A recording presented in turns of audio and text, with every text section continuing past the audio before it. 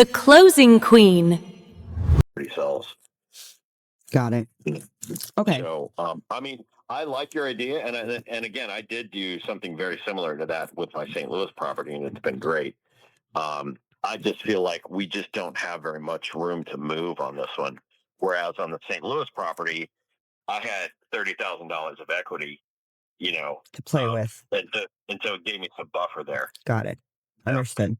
Okay, so if we could, so let me write this down. So you said at the very lowest, I mean, obviously the higher the better, but to get you at what to walk away with, just to be done with it? I mean, I think if we're right around 85, maybe 83, like that would, I mean, we'd take a small loss at that point. I mean, not including the money we've already dumped into the property, but not as great as a refinance or things like that. Yeah, again, like to Jamie's point, going back to some of the, the unknowns that might come with the refinance, plus another, hard inquiry on my credits and the things that. That's true. That's true. Yeah. Okay. All right. Well, what I'm gonna do is gonna go back to the drawing board. Essentially, we're going to scrap everything we have. We're gonna make some new flyers. Take another angle of the house, put it out there, and try to be right at 90. That way. We've had a couple offers before that were like 79 and 82, but that was when we were trying to be, cover everything, taxes and Exactly. that they owe on it. So Right. now being able to, with that thought that we do have the room now to come down to, let's say 85, 83 at the worst. Maybe we can renegotiate a couple grand up more on those offers. Yeah, I mean, again, at this point, you guys, like, our biggest first priority is just to zero out. Right. And be done. It is what it is. We'll take the loss and write it off and just move on. I hate that for you. I know.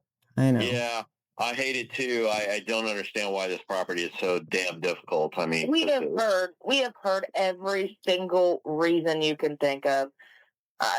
We've been told, oh, that's a shit street, and then we've been told, oh no, it's a fine street, and it's like everybody has their own perspective and opinions, but it's like, man, we've heard probably every single excuse of why they don't like it on that house. And I mean, you guys are pitching it correctly. Not only do the numbers hold up, the basement is absolutely rehabable, and it's always been dry. I know. Yeah, that's been my whole selling point. And what I'm noticing the most from my end is people go in, they absolutely love the house. They love the setup. They love the value add potential. But they say, it's just that point in the road, it's got really high crime rate. Somebody was just shot there. Somebody was just mugged there, Yeah. Yeah. That's what we keep hearing the most. Yeah. So like I said, if we could get someone down who might be willing to come up to, either the 85 or 83 mark, I think at this point, like we would be fine with that. It's just our priority is just getting it off our hands at this point. Okay. In St. Louis, and then Got it. So you were kind of like a PG. Yeah. Mm. Yeah. Okay. So yeah, there's actually a lot of programs preaching that exact same thing. Be a PG for people. And I mean, I'm sure there are other parts of Detroit that could have been worked out fine for us. We were just, we were a little bit naive, and we didn't, fully probably understand the numbers in that part of town. And so, we got kind of like roped into it. Yeah. Unfortunately. Yeah. What made you guys look in Detroit as a market? Well, it was, and, we did understand that Detroit still has lots of opportunity. Mm-hmm. It's just, it's a difficult market. It really is. Like I had said before, like I have clients that are like, send me anything in Detroit, and then I send them something in Detroit, and they're like, I don't know about that. And it's like, really, bro, Then tell me specifically. Don't tell me send you anything. Yeah. Right. It's very zip code specific. I've got some clients that will only deal in Detroit, like very specifically, and only very specific zip codes. And if it's not within those zip codes, they won't even look at it. It doesn't matter if it's a smoking hot deal or not. Yeah. Yeah. So, so I figured I would go ahead and finish this extension for another 3 months, and just see if we can continue to inch the sales price down and get a bite from somebody. Yeah, and Want to go in there. what we could also try too is we could try to get creative. So I think I've talked to you about it a little tiny bit about these seller carries. So we could essentially pitch like a seller carry idea. You're still going to get paid what you are wanting to get paid, but it will allow the buyer to also get paid at closing. So that might incentivize them a little bit to maybe change their mind and move forward with it anyway. But then how would we pay? So that's still whatever they're getting lending for is still going to cover what you like that, because it's a lien, right? And that has to be paid off before you put another lien on the property or another mortgage. Right. Yeah. Right. Yeah. So I'm surprised no one can get like a DSCR loan for the place. They can. Oh, they can. I have lenders that are like, here you go, here you go. But the other problem that we're running into is most lenders have a cap. And then the lender's cap is usually, 100,000. And then you have the brokers that even if they have a lender that's under 100,000, if you're making, 2 points of 80,000 or 85,000, I don't have a calculator in front of me, but they look at it as they could work on deals where they make more. So that's the other kind of problem that we run into. And then even if I can get past that, which I can, I have a lender friend that he appreciates the referrals that I bring and whatnot, so he will do things that most won't. But the problem is we keep getting these people. Like we had a guy that was supposed to sign for Bedford 2.5 weeks ago. Every time we talked to him, he's like, "Yeah, I'm signing today, signing today." And then he would, 7 days would go by. He would sign, but now it's time to put in earnest money. We'd go another 3 or 4 days waiting on earnest money. It would never come. So we're also getting a lot of people like that, where they're like, yeah, we want the property, but they're just being slow, like slower than a snail. And We ain't got time for that. no, we don't. We don't have time for it. Right. For sure. Yeah. Yeah. So we're just I mean, I definitely thought about a few of those options. I even thought about just basically somehow moving the property over. I mean, I thought all kinds of, but I don't want to go through this ongoing refinance scenario where, I'm getting another hard credit inquiry and we don't know where the number is going to come in at. And then I have to go through the whole process of getting it rented or trying to owner finance it. So, I think that would be a last resort. Yeah, I know. Yeah. And we really do feel for you. I feel like every time we bring that up, it just feels like we're pouring salt in the wound, and that's really not what we're trying to do. I'm just trying to think of all options because No, I know. I went on a straight power rage the few days, was it earlier this last week, because I had somebody that was like, "Oh yeah, I think I can give you, at least 92 on it," and then ghosted me after a few days. And then when I finally got in touch with him, he was like, "Nope, don't want it." And I was like, I power raged. I was so freaking mad. I was like screaming, and my husband's like, "It's okay, calm down." I was like, "It's not okay. It's not okay." Yeah. Well, again, we would definitely come down to 85 and maybe even, a couple grand below that if you've got someone who could be close to biting. Okay. So. And so if we line somebody up for let's say 85 and they're trying to do just straight DSCR, that'll put us at about a 21-day close of escrow, maybe even 30. Are you okay with that? What do you mean? Like, why wouldn't it be?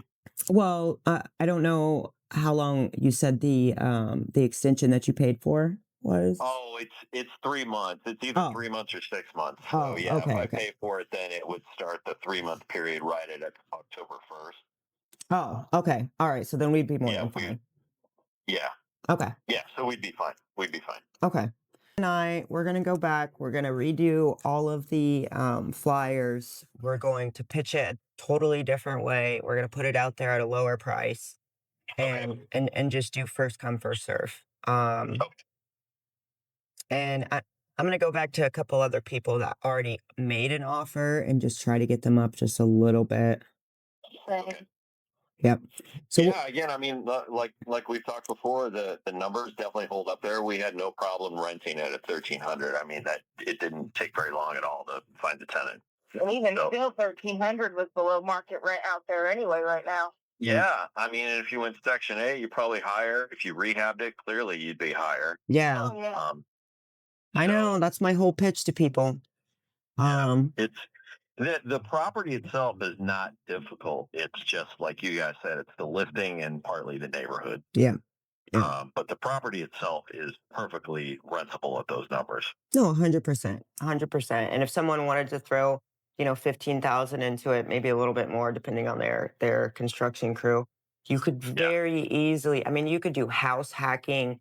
You could do adding bedrooms. You could do so many different things. So yeah, and I can actually refer them to a great crew. We have a guy there. His name's Kennedy, who knows the house. He's done, he did the initial work on it for us.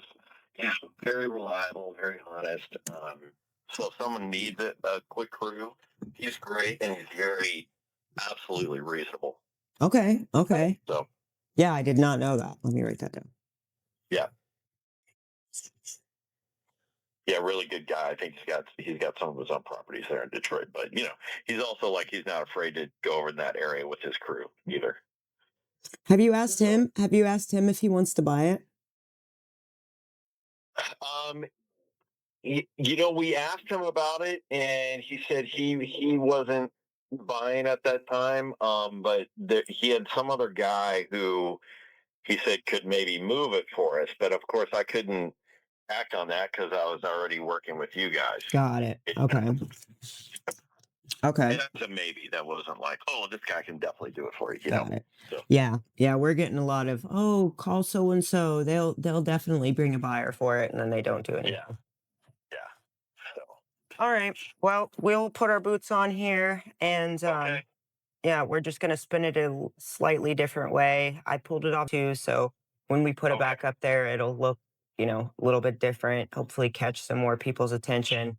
And I think I told you at one point or another, statistically, it takes about 10 walkthroughs before you find that, perfect fit. Sure.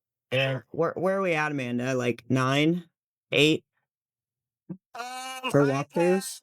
I've had 1, 2, 3, 4. I've had 5 people go look at it out of my outreach, and I think you had 3 people that all went on the same day. Remember that? Yeah. Mm-hmm. Okay, yeah. So we're about 8. So statistically speaking, we should only need like 3, maybe 4 walkthroughs before we find somebody serious and actually moves forward. Yeah. But being more flexible in the numbers is going to help a little bit. Exactly. For sure. I hate that we've got to be more flexible like that for you because I know. how many deals have we done, Jamie, where the buyers had to come to the table or the sellers had to come to the table to get rid of a property? Like none? None. Ever? Yeah, none. Yeah. We definitely like to see it. It's been thin margins. We've had clients walk away with like $5 or $6 grand, but they walked away. And exactly.